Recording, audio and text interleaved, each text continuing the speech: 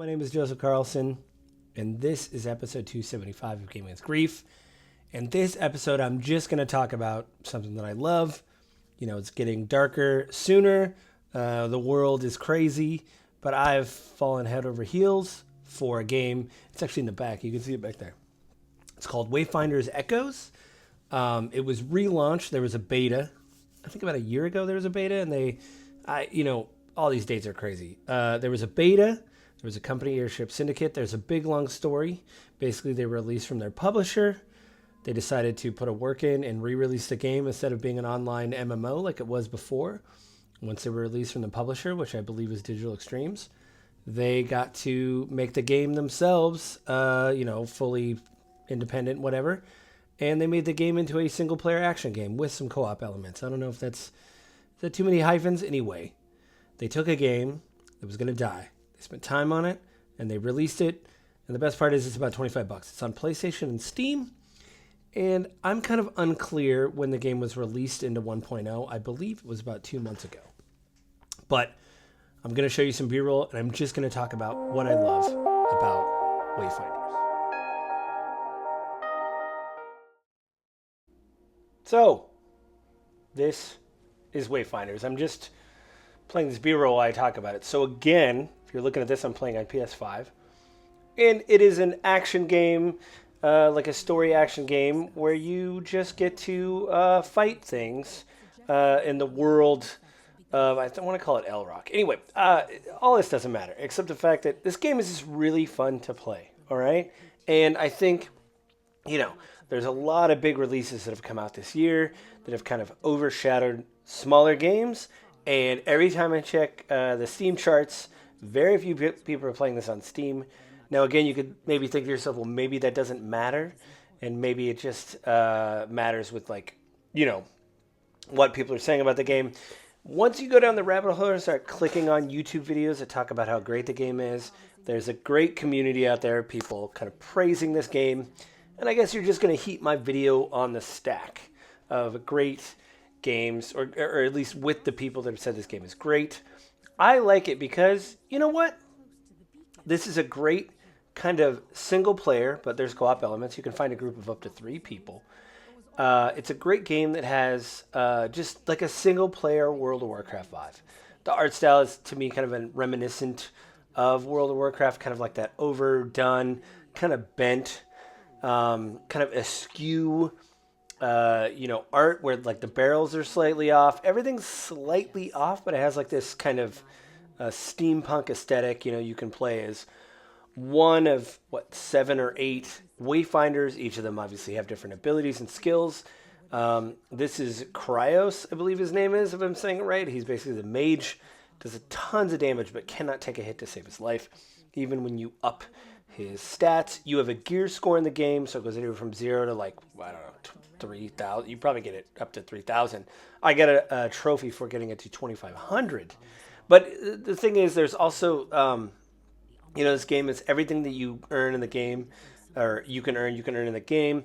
Because this was an MMO, I heard they were going to add some microtransactions and things like that, but they took all that out, and now you just get to play the game. Every skin that you get, everything that you unlock can be purchased in the game with in-game currency. So there's no microtransactions where you have to go to the store and buy a pack of money, and then the money isn't enough, and you have to buy what you want to buy, and then go back to the store and buy like $5 or $10 more of things, and then go back and do that. It's all in the game.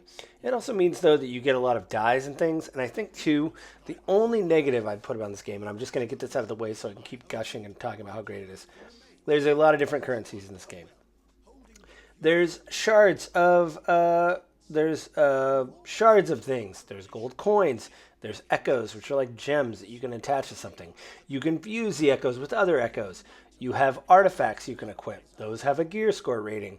Some of those things can be done there. You have, how would you put it? You have what it would be called, like, I'm trying to think of the name. Anyway, it's like mining. You hit with a weapon, you hit the, the miner, you hit the rock with whatever. There's colored things. There's green stones. There's red stones. There's white stones. All that stuff is used to craft things. You put imbuements when you go. There's a gate behind you in the footage you're looking at right now. You basically approach that gate. You have a dagger. You can see it hanging off my character's belt. You cut the gate with the dagger, and you basically do a dungeon run.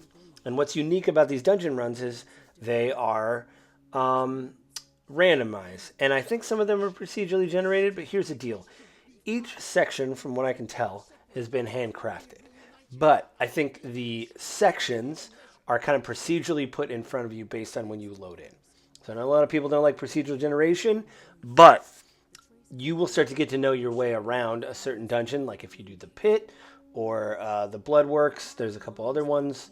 You go to the Gloom, which is basically what you fight in this game, which is kind of neat because you're trying to fight back the gloom, which helps if you're like me. And like I said in the intro, you're getting the yucks, the winter yucks. You just want to push back the gloom. You get to get in this game. You can see the scythe I have. Now, there's no weapon locking. I played another character, Windlock, who I believe I'll have footage of that soon if I bring it up here. But Windgrave, I'm sorry, not Windlock. I was thinking of another game. His name's Windgrave. Windgrave is basically your paladin. Whereas a sword, shield, heavy armor, every time or most of the time he attacks, he gets some healing back. That was a cool kind of like style to be in. Again, Kairos is like your kind of classical glass cannon where you do a bunch of damage, but you can't take a hit. There's, like I said, 7 or 8 other Wayfinders. Some of them are Grendel, which is like kind of your famous Berserker Barbarian with a 2-handed axe, which again, to go back to the previous point, any character can use any weapon, but some characters kind of synergize with weapons more, and I've kind of been doing that. So, I'm going to switch some footage, and then we'll talk more about that on the jump. Okay, so I completely lied. This is more footage of me being Kairos. You can see some of his attack things there. He's got a big burst damage thing, those kind of energy claws that go out in front of him. These guys were kind of rough. They were 2 brothers that do a lot of AoE, kind of alone. So, really, really got whooped in this one a couple times. But I'll say this much. Again, had tons of fun playing it. Again, this game is $25. So if you just want to play this game, I mean, look at my play clock. It's behind me. I played for 44 hours over the past couple weeks. A lot of good things have been said about this game. Don't worry, I'm not done talking about it yet. Again, I think there's too many currencies, but that's the only real downside I've seen so far. There's a couple hitch up and lags, but I expect that with any game that I play today. See, this guy was really rough, man. This guy right here. I killed his brother. I'm going to take him on. And luckily, anyway, another cool thing is I haven't grouped up yet, but you can do these dungeon runs to get more and more material. And certain material drops on certain dungeon runs. And you can put imbuements on them to give you like XP bonuses. They also let other things drop. So if there's particular things you want, you can like basically turn the dungeon on and off in the way you want to farm what you want. I heard later on there is some like epic weapons, which I haven't found yet. In fact, I'm having a hard time trying to find a scythe for old Kairos here. I really want, I leveled up right when I killed him. Anyway, I really want there to be more scythes for him. But again, I love this game. It was $25. And I'm not even through the story. And the thing is, the Wayfinders themselves have individual levels. Like I said, there's 7 or 8 Wayfinders. There's even some ranged people that have like rifles and stuff. It kind of goes into that whole steampunk aesthetic. I level capped Windgrave, and then I got to this area, which is Frostgrave or Frostmourne, and I started Kairos, and I'm playing him until I level cap him. And then after this, I'll probably try Venomous. I tried Silo earlier. He didn't really speak to me. But, this is a game, man. You get to be someone really cool, do really cool things. It's very cheap. Please check it out. Again, it's $25. Support smaller developers. Please play this game. And I know it's quick. It's a quick down and dirty kind of review. But again, I had to talk about stuff that I loved. Because, again, I'm suffering from the winter yucks. It's cold, wet outside. It's getting darker faster than it ever does. And I'm just feeling a little bit, it's the end of the year. You start thinking about relatives and things. So, play this game. support indie developers, have fun. If you group up with your friends and want to talk about it, let me know. I think it seems pretty easy to do, but I'd definitely like to dive into it more. I think that's it this week. I hope everybody has a good day and a good week and a good Christmas, and I will talk to you guys again next